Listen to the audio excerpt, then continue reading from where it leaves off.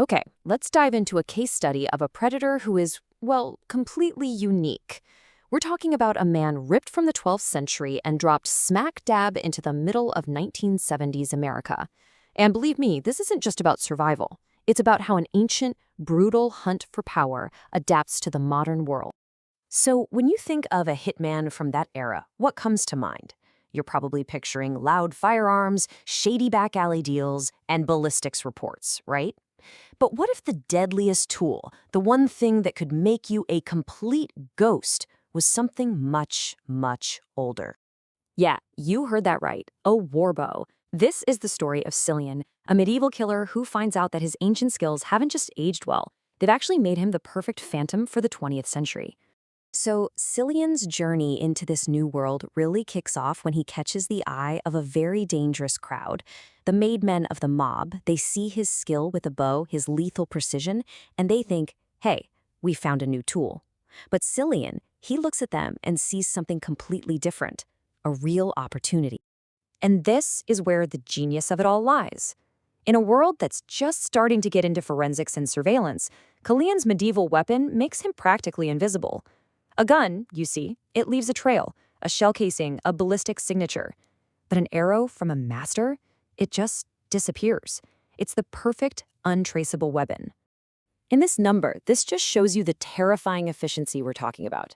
This is not the archery you see at the Olympics. This is a military-grade discipline that the modern world has totally forgotten about. It's a kind of controlled, precise violence that makes him way more dangerous than anyone just holding a machine. Okay, so you're probably asking, why would a guy like this ever team up with organized crime? Well, to get that, we have to get inside his head, to understand his philosophy. See, he doesn't look at these guys and see criminals. He sees a power structure, a hierarchy, and it feels brutally familiar to him.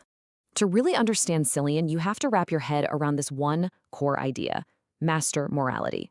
He doesn't operate on our modern scale of good versus evil. For him, the world is way simpler. It's just divided into the strong and the weak, the predators and the prey. So his actions, they aren't immoral to him. They're just an expression of his fundamental will to dominate. And this is the key. He looks at the mob, their loyalty, their use of force, their clear chain of command, and he sees a system that's actually more honest than the feudal lords he used to serve. Back in his day, the Norman lords hid their greed behind fancy titles and laws. The mob, at least in his eyes, is totally upfront about their predatory nature. So, Cillian takes their offer, but, and this is so important, he is not their servant. He operates as what you might call a sovereign individual, a man who is his own law. He's a contractor, a force of nature they've hired. He's not one of them. His strategy for this is nothing short of brilliant. He takes the only thing he has left from his own time, pouches filled with medieval silver and gold, and uses it to buy his future. You have to remember, this is the 1970s, an era of stagflation and massive distrust in institutions. So his ancient hoard becomes the ultimate off-the-books, untraceable asset. He's literally converting his past into modern, independent power. So as a hitman, he's just not playing by the same rules as everyone else. He's a predator, plain and simple, and he's just found a new hunting ground. Every contract he takes, it's not really about the target. It's about him exercising his will, proving to himself that he is the master of any world he finds himself in. But all of this perfect weaponization of his own past, it comes with a massive price tag. By achieving this state of ultimate freedom, Cillian ends up building himself a prison, a labyrinth that has no exit. You know, Nietzsche basically saw this coming. He argued that the person who rises above the herd, who becomes their own law, is always destined for solitude. By becoming a ghost for the mob, Cillian guarantees his physical survival, sure, but he also completely cements his spiritual alienation from every other person on the planet. So he gets everything his philosophy says is important: power, wealth, the fear and respect of others. But the prize itself, this tainted elixir, it's poisoned by absolute, crushing isolation. He is the ghost in the machine, a master of two different worlds who doesn't truly belong in either one. So in the end, Cillian comes to a realization.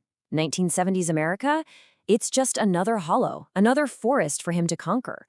He has perfectly, flawlessly adopted, turning the very thing that made him an outcast, his displacement in time, into his single greatest weapon, He's won the game. He's played the will to power and come out on top, the ultimate predator who has risen above the herd.